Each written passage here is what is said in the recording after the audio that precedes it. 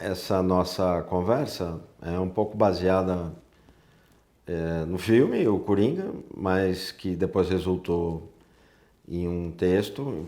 Primeiro algumas conversas, trocas de opinião, etc. Depois resultou num texto, aí esse texto foi compartilhado, as pessoas aderiram um pouquinho, por fim ele foi publicado na forma de um artigo. É um artigo não muito longo, a gente tentou ser mais compreensível, mais direto, mas em alguns momentos tem alguns termos que são mais técnicos, porque, enfim, tinha de ser, né, no contexto do artigo. Mas aqui, nessa conversa, a gente vai tentar tornar isso um pouco mais compreensível, sem talvez fazer tantos recursos, sem buscar tantos recursos técnicos, né, no direito, ou na política, ou na ciência política, enfim, para buscar um entendimento, vamos dizer assim, propriamente político do filme O Coringa. Como todo mundo sabe, é um filme que gerou e gera até hoje inúmeros debates, inúmeras comparações, e cada um aborda de uma forma. Há abordagens tanto da psicanálise, quanto da sociologia, quanto da criminologia e assim por diante. A nossa tentativa é de uma abordagem propriamente política. Então nós destacamos alguns elementos que estão muito presentes nesse cenário político e talvez a gente pudesse dizer até mesmo jurídico ou antijurídico presentes no filme. A desestruturação do serviço público, em que ele próprio, Coringa, era assistido, a ausência de organizações políticas, partidárias, ou de qualquer outra menção, ainda que remotamente, de organização social, o próprio fenômeno do fascismo, e que pode nos gerar uma dubiedade, porque ora o Coringa é vítima desse fascismo, quando ele é agredido, quando ele é humilhado e etc. Ora ele é o principal agressor, né? Ora ele é o principal motivador desse processo fascista, a lembrar sobretudo quando ele, para se defender ou se vingar, enfim, mata aqueles 3 jovens no metrô e depois, ao vivo, lá naquele talk show, quando ele dá um tiro no entrevistador. Quer dizer, nesses 2 momentos, pelo menos, ele é o motivador desse fenômeno que a gente vai chamar de fascismo. Esse fascismo, por sua vez, ao mesmo tempo que ele gera um caos, uma desordem, uma desorganização social, política, ideológica, e para nós basta lembrar que o Coringa não é representante de nenhuma organização, tanto é que no finalzinho, quando ele sobe no carro e é mais ou menos aclamado ali pelas pessoas e que se utilizam de uma máscara de palhaço, ele demonstra não parecer muito bem, saber muito bem o que está acontecendo, quer dizer, como se ele mesmo tivesse perdido naquele novo cenário que está surgindo. Né? Aquele cenário é o da desordem, aquele cenário é o da violência que se espalha para todo lugar sem nenhuma limitação, sem nenhum controle. Então, ao mesmo tempo que ele aparece nesse cenário do fascismo, a gente pode pensar que ele é produto disto, né? Ele é produto disto quando ele é agredido na infância, inclusive a mãe dele, há uns relatos naquele prontuário dizendo isso, né? Que ele foi encontrado amarrado quando era jovem, mas ele é produto desse mesmo fascismo, e eu estou frisando a questão da violência, quando ele é submetido a um trabalho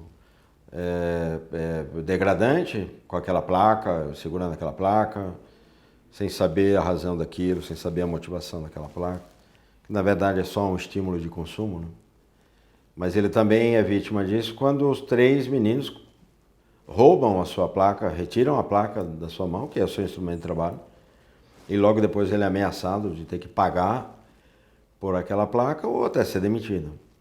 E por fim ele é agredido no metrô por aqueles 3 representantes do sistema capitalista, por excelência, que é o capitalismo especulativo, que é esse capitalismo disruptivo ou destrutivo, porque para gerar alguma forma de renda, de lucro, de acumulação, tem que destruir tudo que tiver à sua frente e à sua volta. E aqueles 3 jovens que o agridem e tentam, inclusive, abusar da moça, né? Ou pelo menos a humilham. Então, você pode dizer que ele também é vítima desse processo, desse sistema capitalista que, por sua vez, força uma estrutura fascista de representação, de organização e de expressão social. Enfim, ele é vítima desse mesmo processo capitalista em que se tenta lucrar, em que se tenta obter qualquer forma de acumulação, seja por capital mesmo, ou seja por aquilo que possa ser vendável como capital, no caso da audiência de um programa de TV, quando é tratado daquela maneira, da maneira mais vexatória possível naquela entrevista. E a gente pode lembrar que no começo ele tem como se fosse um sonho, né? Como se fosse produto da sua imaginação logo no comecinho, ele pensando como ele gostaria de ser tratado, né?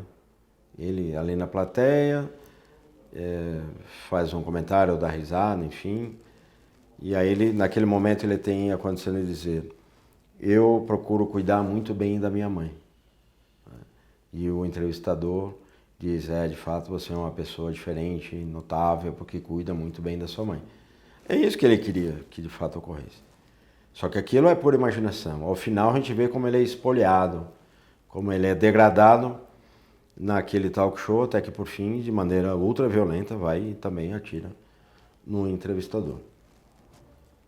Enfim, o que está presente é esse contexto, é esse sentido que nós chamamos de fascismo, porque ora gera o caos, ora gera a desordem, ora gera a perda completa de sentidos, de significados, ou gera falsos mitos, ou gera falsos líderes, ele inclusive é um desses, ou gera figuras que por sua vez vão recrudescer, vão aprimorar ainda mais o fascismo, que é o caso do pai dele, ou do suposto pai dele, o Sr. Wayne, né? E que ele próprio, Coringa, vai também matar naquele beco escuro, quando está saindo com a mãe e o menino.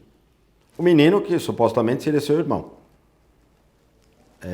de acordo com a versão da mãe, não de acordo com a versão do prontuário médico.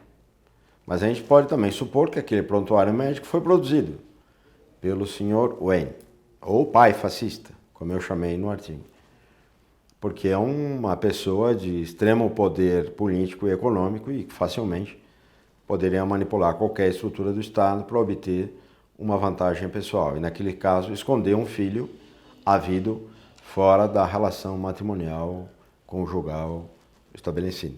Então ele muito bem poderia ter prendido a mãe, e a mãe está correta, ou seja, o Sr. Wayne seria pai do Coringa. E o Sr. Wayne, sendo pai do Coringa, ele seria pai do caos, o fascismo, o gerador do caos. Por sua vez, ele tinha, ou por outro lado, ele tinha um menino, um filho menor. Este filho menor, quem seria? Batman, né? Que seria o agente, que não é propriamente um agente público, mas um agente dotado, por razões que só o fascismo explica, de superpoderes para combater o caos. E se a gente observar que desde a origem dos quadrinhos, dessa história, esse Batman, que vamos chamar de Batman como anti-herói, se utiliza e emprega todos os recursos possíveis e disponíveis para também, entre aspas, combater a desordem, combater a possibilidade de qualquer estrutura política e social que não seja daquele capitalismo disruptivo ou destrutivo, que é próprio do fascismo. Então, curiosamente, nós teremos o pai fascista, seguindo o relato da mãe. Temos o pai fascista que criou o caos, que é o Coringa, sendo seu filho, e que cria o anti-herói, que é o Batman, no mesmo contexto. Então nós temos 2 irmãos diretamente saídos da mesma estrutura caótica produzida pelo fascismo. E por fim, esse efeito que nós chamamos de Coringa Moro, é porque basta que o povo entenda ou pense que o surgimento de um vingador, de um justiceiro, de um miliciano, de alguém que lhe prometa, se não propriamente o bem-estar, mas que lhe prometa e que ele passe a acreditar que é possível uma nova ordem em que esse sujeito chamado de Coringa possa existir, ele vai acreditar. Mesmo que seja um anti-herói, mesmo que seja um Moro. Então você não importa, ou não se importa mais com provas, você não se importa mais com a própria verificação da realidade, porque basta a promessa de que você será parte de um sistema em que o anti-herói fará uso de todos os meios, de todos os recursos, de todos os equipamentos, da máxima força que ele puder, para corrigir um problema em que ele é parte, em que ele é autor, em que ele é ator diretamente envolvido. Então, no fundo, nós temos uma combinação, nós temos uma espécie de hipérbole que não vai ter fim. E que não vai ter fim dentro do sistema capitalista. Sobretudo na fase fascista atual que vivemos no século XXI. Porque nós temos o caos e nós temos um anti-herói para combater esse caos. Porém, a origem dos dois é a mesma, é o pai fascista. É o pai fascista do Batman, é o pai fascista do Coringa Moro.